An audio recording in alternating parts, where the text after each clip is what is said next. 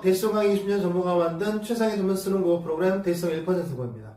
이번 시간에는 2026학년도 올해 수능에 출제되었던 문학 제시문 중 현대소설 박대순의 독과점 풍경에 대해서 심층 분석하는 시간을 통해서 독해 수준을 올리는 훈련을 해보도록 하겠습니다. 제시문 보시겠습니다.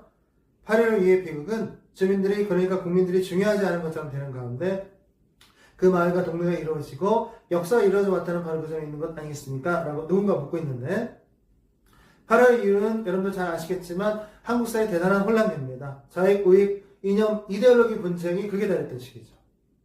주민들이 그러니까 국민들이 중요하지 않은 것처럼 되는 건데 국민들의 의사, 권리, 생존권 등이 무시된 채, 도외시된 채 마을과 동네가 이루어지고 개발 등등이 이루어지고 산업화 도시화 이런 것들 역사가 이루어져 왔다는 바로 그 점에 있는 것 아니겠습니까? 이것이 바로 국민들의 의사, 권리, 생존권이 무시된 채 역사가 이루어졌다는 것 자체가 비극이 되는 겁니다.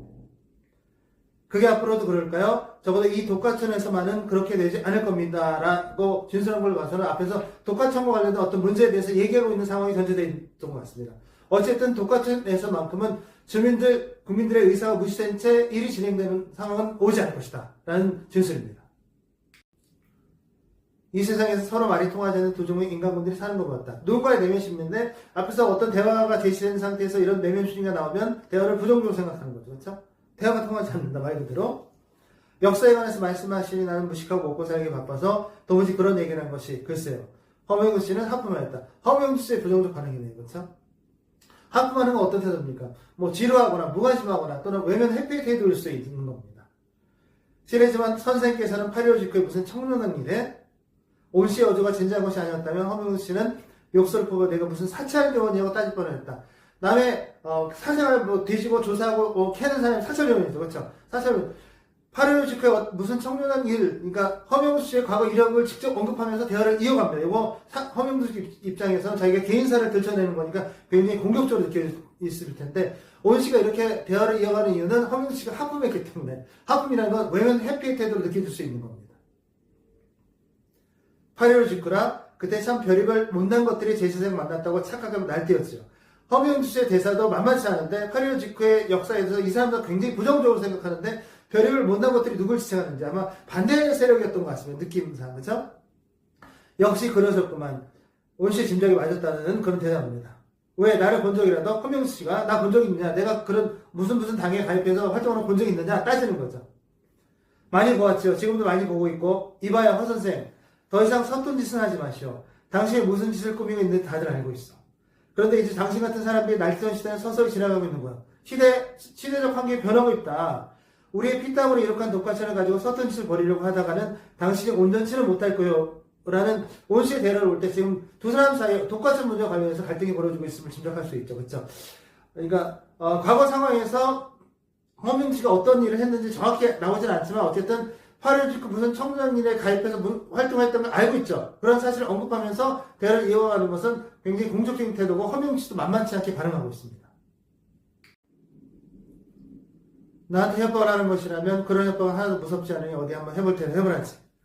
허명수 씨는 증오를 엉덩이 많은데 증오를 두 번이나 표현하고 있네요. 온 씨도 거의 지지 않고 당당하게 일어났다.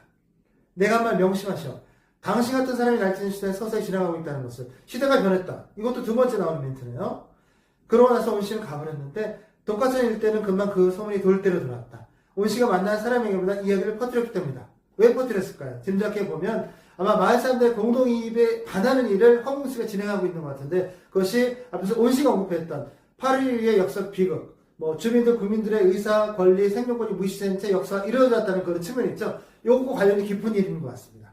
아마도 독과천 문제에서 허명수 씨는 옛 그 역사 비극과 관련된 어떤 역할을 담당하는 것 같고, 그렇죠? 이 온 씨는 이 독과천 주민들과 더불어서 그것을 지켜내려고 그것에 반대해서 지켜내려는 그런 입장인 것 같습니다.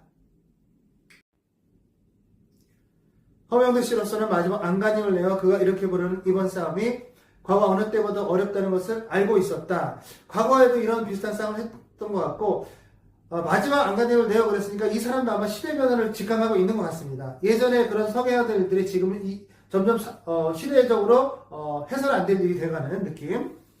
그리고 온 씨의 말이 단순한 협박만은 아니라는 것도 알았다. 왜냐면 시대도 바뀌었다는 걸 본인이 직감한 것 같고 마을 사람들의 공동이익에 반하는 일을 하고 있는 거니까 지금 그렇죠. 온 씨가 마을 사람들마다 만나면서 허명수 씨와의 대화를 얘기했다는 측면에서 제가 언급을 했었죠, 그렇죠?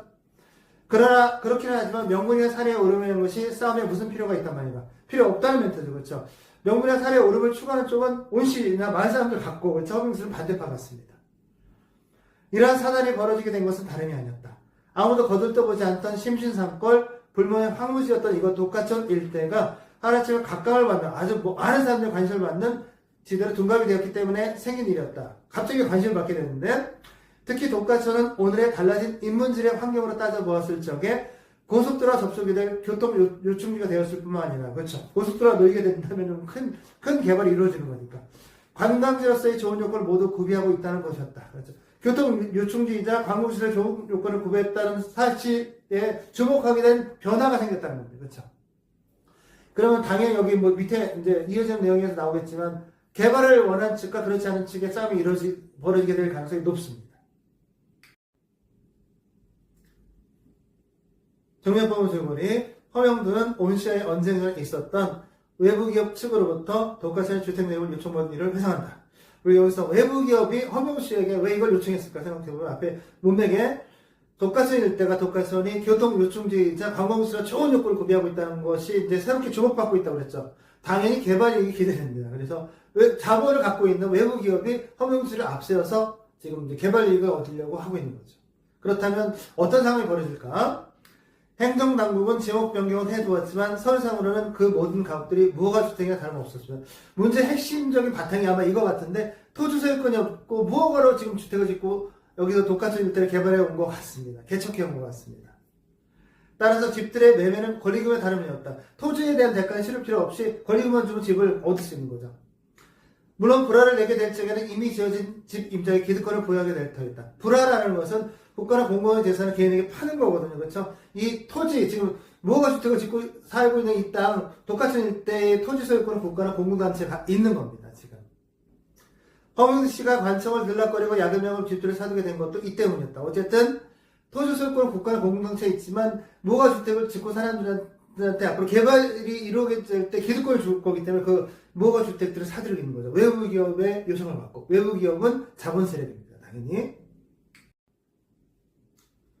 그러나 그는 소문을 듣고 찾아온 온 씨와 만나 언쟁을 벌이게 된 것이지만 온 씨가 무슨 얘기를 하고 싶어 하는지 모르는 바는 아니었다. 아까 온 씨가 8.12의 비극적 역사와 독가천 문제를 연결해서 얘기할 때 역사를 잘 모르겠다 하면서 하품하고 막 그랬었죠. 근데 사실은 다 이해하고 다 판단하고 있었던 겁니다.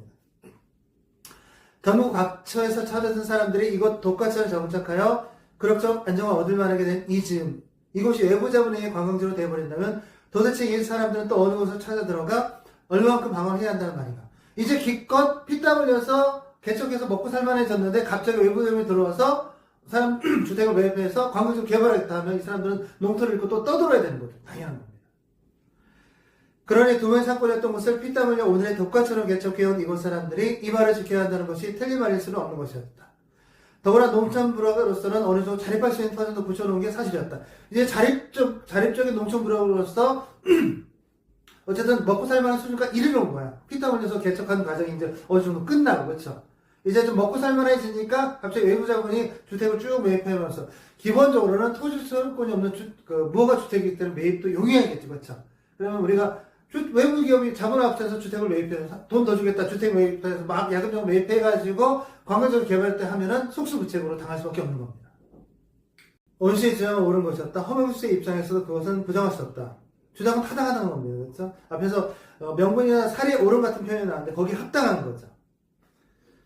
피땀 흘려 가꾼 땅의 도시에 온갖 작국들이 논단을 쳐. 논단이가 뭔지 모르겠지만 어쨌든 먹고 도는 행위나 부정행위 같습니다. 치는 관광지로 되는 것은 어찌 귀농 개척자들이 가만 보고만 있을 것인가. 당연히 가만히 있을 수 없는 거죠. 피땀 흘려서 개척해서 자립할 수 있는 수준이 됐는데 갑자기 관광지를 바꿔서 도시인들 막 들어오고 나가고 우리는 쫓겨나야 되고 이거 말이 안 되는 거죠.